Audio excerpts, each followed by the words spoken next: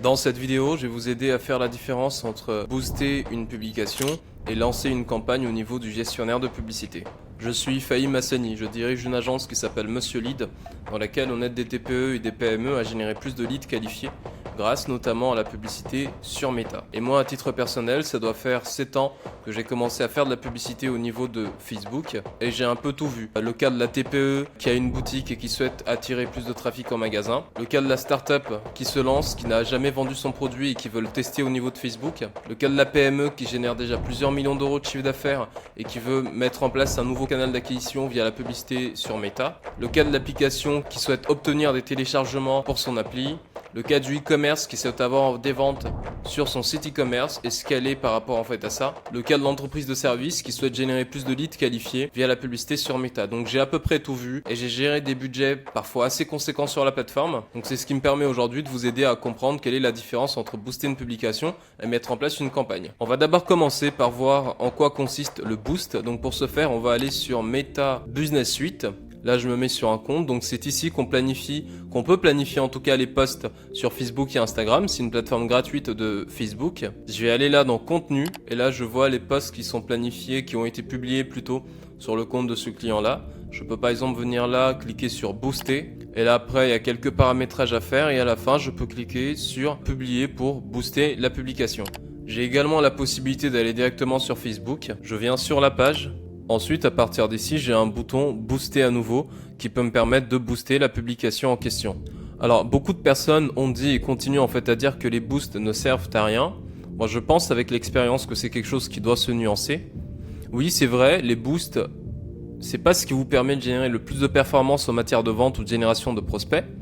Mais il faut réfléchir à qui doit s'adresser le produit entre guillemets boost.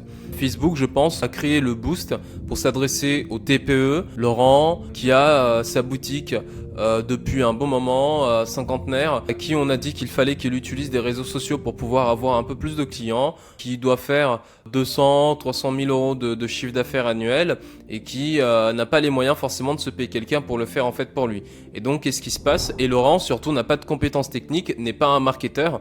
Lui, vous lui demandez d'aller dans le gestionnaire de publicité, il va pas être capable d'utiliser la plateforme parce que le gestionnaire de publicité, c'est un peu technique. Il y a pas mal d'informations en fait à voir, il y a pas mal d'éléments qu'il faut checker, il y a un budget qu'il faut définir, un ciblage qu'il faut réaliser, des optimisations qu'il faut cocher ou décocher, des placements qu'il faut choisir. C'est beaucoup plus compliqué et ça prend beaucoup plus de temps.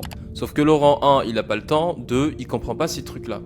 Et donc du coup, il a une barrière en fait à utiliser les outils de Meta pour générer de la visibilité. Et donc, à mon sens, Facebook ont créé le boost pour permettre en fait aux utilisateurs comme Laurent de pouvoir faire de la publicité de la manière la plus facile possible.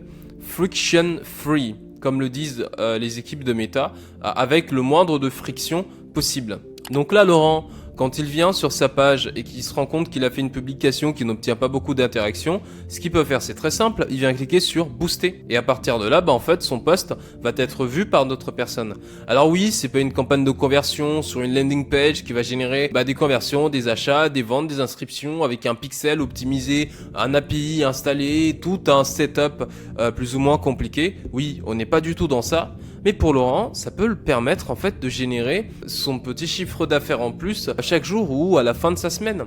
Parce que quand il va partager le produit de sa boutique ou un produit vedette de sa boutique et qu'il va cliquer sur booster, potentiellement les personnes qui sont dans sa zone de chalandise vont voir ce que Laurent propose et pourront potentiellement venir dans sa boutique. Je l'ai vu, 2-3 petits clients que j'avais en fait au moment où je me suis lancé, c'est pour ça que je vous ai dit que j'ai un peu tout vu au niveau de Meta, ça fonctionne en fait pour eux.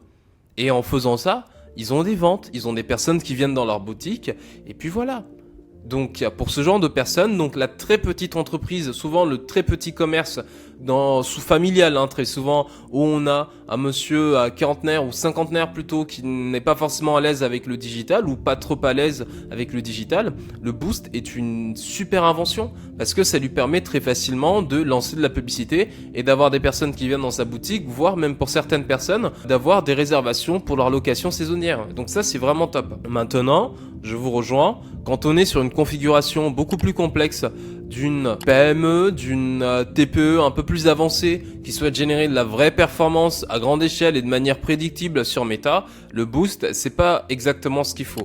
Et à ce moment-là, il va falloir venir ici dans le gestionnaire de publicité, venir créer une campagne, souvent une campagne de prospect ou bien de vente. C'est les campagnes qui fonctionnent le mieux parce que, ou encore promotion de l'application, notoriété, trafic.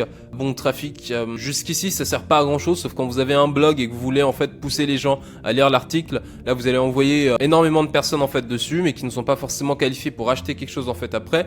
Mais là, votre objectif dans cette configuration-là, c'est juste d'envoyer des personnes pour aller lire votre article. Mais sinon, la plupart du temps, quand on vient dans le gestionnaire de publicité, c'est pour soit mettre en place une campagne de conversion slash prospect, soit mettre une campagne pour générer en fait des ventes. On peut dans une configuration plus poussée où là, on a non pas un petit commerçant, mais un multi-commerçant avec plein d'enseignes qui souhaitent générer de la fréquentation en magasin qui fait plusieurs millions, venir ici dans interaction et là mettre en place des campagnes similaires à des boosts mais un peu plus léchées, un peu plus poussées pour l'aider à générer de l'interaction, de la visibilité autour de sa zone de chalandise.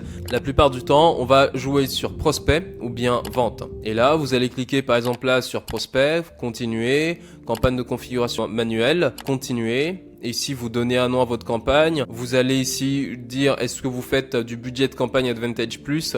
Donc là, ça va vous permettre de répartir le budget par ensemble de pubs. Là, vous allez manier un peu mieux le budget avec plus de flexibilité, de finesse. Ici, vous avez la possibilité de faire plusieurs ciblages dans une seule et même campagne. Là par exemple ça serait notre ciblage B, là on a notre ciblage C que je viens de dupliquer, tout ça sur un même budget avec après plusieurs publicités dans chaque ensemble de publicités slash chaque ciblage. Donc là je commence pour certaines personnes à parler un peu chinois, mais c'était pour vous montrer que ici on a une configuration beaucoup plus complexe pour des campagnes avec des attentes notamment en performance. C'est ici qu'il faudra venir. Donc j'espère vous avoir compris, de comprendre quelle est la différence entre un boost et une campagne sur Meta. On fait un boost quand on est un petit commerce et qu'on veut juste avoir un peu de visibilité en plus grâce aux réseaux sociaux, et on va lancer une campagne dans le gestionnaire de publicité quand on a des objectifs plus ambitieux et qu'on a les compétences techniques ou bien le budget pour confier ça à une personne qui va pouvoir en fait, ou une agence qui va pouvoir en fait le gérer pour nous. Voilà pour cette différence entre booster une publication et mettre en place une campagne au niveau de Meta. Pour terminer, sachez que nous on s'occupe des campagnes publicitaires de TPE et de PME en fait en France, où on les aide à générer des leads, de la demande grâce à la publicité sur Facebook, sur Meta. Si ça vous intéresse, si la partie un peu compliquée, technique, vous intrigue et que vous pensez qu'il peut y avoir un intérêt pour votre entreprise et que vous souhaitez mettre cela en fait en place et que surtout vous avez le budget pour déléguer vos campagnes, n'hésitez pas à me contacter ici sur LinkedIn ou à regarder dans la description, vous trouverez un mail ou un lien pour réserver un rendez-vous. C'était Fahim Hassani, CEO de l'agence Monsieur Lead, et on se dit à très bientôt. Merci.